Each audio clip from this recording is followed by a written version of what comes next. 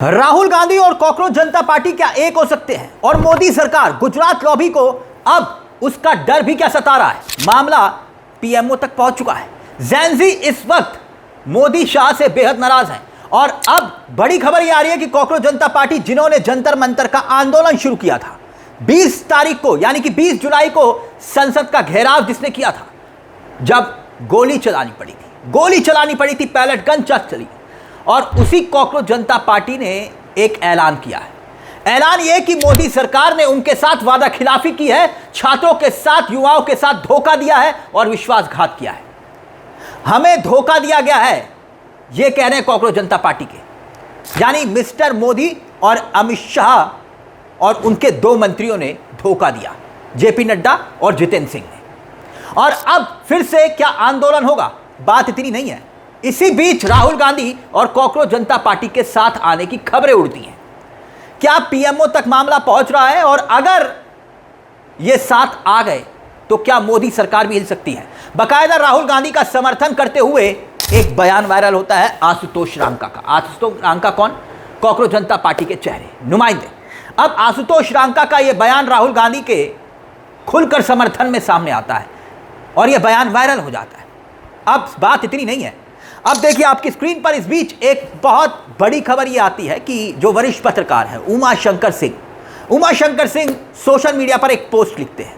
वो क्या लिखते हैं? उमा शंकर सिंह, आपको बता दें कि भैया ये बहुत वरिष्ठ पत्रकार रहे, अभी भी हैं, और एनडीटीवी के साथ लंबे समय तक जुड़े रहे। अब देखिए इन्होंने लिखा, राहुल गांधी के प्रोग्राम छात्रों की गूंज को लेकर सिस्टम सतर्क, सीजेपी कांग्रेस के कार्यकर्ताओं के बीच मिलन ना हो पाए, ये एक काउंटर स्ट्रैटेजी इसको लेकर बनाई जा रही है। दरअसल सिस्टम शब्द का इस्तेमाल यहां पर उमा शंकर ने किसके लिए किया है, क्यों किया है, आप समझ रहे होंगे। सिस्टम मतलब गुजरात लॉबी। यह बात सही है कि राहुल गांधी की छात्रों की गूंज कार्यक्रम को लेकर अब कड़ी दर कड़ी जोड़िएगा। जिस तरह से पूरा कार्यक्रम हो रहा है, इस वक्त मोदी सरकार के हाथ पैर फूले हुए हैं। अरे तुम सा कोई झूठा और बेईमान नहीं है। झूठा बेईमान बोल रही हो तो समझ में आ रहा है?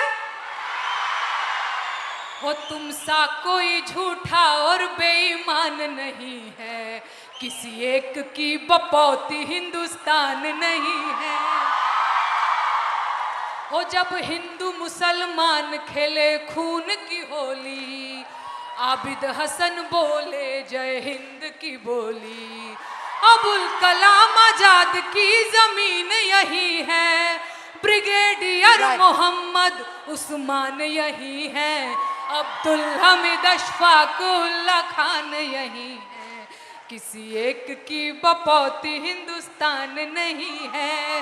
तुम सा कोई झूठा और बेईमान नहीं है, किसी एक की बपौती हिंदुस्तान नहीं है। शुक्रिया सर, शुक्रिया। आप कोटा में भीड़ देखिए, प्रयागराज में भीड़ देखिए, देहरादून में भीड़ देखिए, और आप कुछ घंटे पहले पुणे में कार्यक्रम हुआ। पुणे में जबरदस्त भीड़, एक सैलाब दिखाई दिया। और अब सरकार को सतर्क यहां पर क्यों रहना पड़ रहा है? क्योंकि सरकार ये नहीं चाहेगी कि 2 छोर पर एक साथ घिर जाए, यानी कॉकरोच जनता पार्टी और कांग्रेस पार्टी। फिलहाल सरकार यह चाहती है कि दोनों अलग अलग रहें।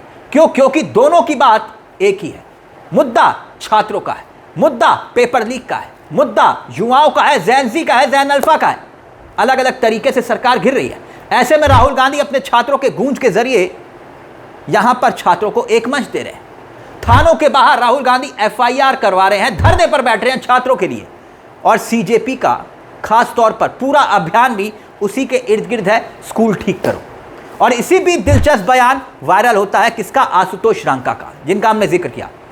जिस दिन राहुल गांधी दरअसल धरने पर बैठे थे दोस्तों, साहिल को लेकर जब थाने में पहुंचे थे कि भैया एफआईआर दर्ज करो, बैलेट गन के निशान है, और तब उस वक्त आशुतोष रांका एक न्यूज़ चैनल में बैठे हुए थे, सीजेपी के प्रवक्ता आशुतोष रांका। तब उनसे पत्रकार ने यह पूछा कि क्या आप राहुल गांधी के धरने का समर्थन करते हैं? तो आशुतोष रांका ने जानते क्या जवाब दिया? कि हाँ, मैं बिल्कुल इसका समर्थन करता हूं, हम समर्थन करते हैं राहुल गांधी के इस धरने का। और एलओपी जो है, किसकी मांग को लेकर धरने पर बैठे हैं? इस मांग को लेकर जिस पर बैलेट गन चली है, एफआईआर दर्ज होनी चाहिए, हम राहुल गांधी के धरने के साथ हैं। और यहां पर सीधे तौर पर वो कह रहे हैं कि भैया शर्म आनी चाहिए कि राहुल गांधी एलओपी को धरने पर बैठना पड़ रहा है एफआईआर दर्ज करवाने के लिए। यानी जो लाइन कांग्रेस पार्टी की वही लाइन कॉकरोच जनता पार्टी की। राहुल गांधी वहां पर क्या करने गए? जिस बच्चे पर पैलेट गन चलाई गई, क्या उसके खिलाफ एफआईआर नहीं होनी चाहिए? उस बच्चे के लिए एफआईआर करनी, तो आप उस धरने को सही मानते हैं? आप राहुल गांधी के धरने को सही मान रहे हैं? बिल्कुल। शुरुआत में देखिए कांग्रेस इस आंदोलन से दूरी बनाए हुए थी, अब देखिए कड़िए जोड़िए। और इसके बाद जब लाठियां भाजी गई युवाओं के ऊपर 20 तारीख, सबसे ज्यादा मुखर कौन हुआ? राहुल गांधी। और तब उस दरमियान क्या हुआ? कांग्रेस सेवा दल को वहां पर भेजा गया, यहां तक कि पवन खेड़ा उस धरने में पहुंचे थे, याद आया आपको पवन खेड़ा? और पवन खेड़ा ने कहा था कि मुझे राहुल गांधी ने भेजा है। और फिर राहुल गांधी ने तो पीएम आवास के बाहर धरना देकर साफ कर दिया कि वो इस आंदोलन का भी समर्थन कर रहे हैं और इन युवाओं के साथ भी हैं। और उसके बाद संसद में राहुल गांधी ने धर्मेंद्र प्रधान के इस्तीफे के बाद एक और मोर्चा खोल दिया। और वो मोर्चा किसके खिलाफ खोला? अमित शाह के खिलाफ। पूरी तरह से 20 जुलाई के बाद से कॉकरोच और कांग्रेस दोनों के निशाने पर कौन है? अमित शाह। इसीलिए गुजरात लॉबी बिल्कुल नहीं चाहती कि ये दोनों हाथ मिला लें, क्योंकि अगर दोनों ने हाथ मिला लिया यानी कॉकरोच जनता पार्टी और कांग्रेस ने, तो फिर बहुत बड़ी दिक्कत हो जाएगी। क्योंकि इन बच्चों का कहना यह है, जैनजी का कहना यह है कि 25 जुलाई को मोदी जी के 2 मंत्री जेपी नड्डा और जितेंद्र सिंह के साथ उनका एक एग्रीमेंट हुआ था, बकायदा लिखित में एग्रीमेंट था। और वादे ये कि भैया एक वादा भी पूरा नहीं हुआ। वादा क्या था?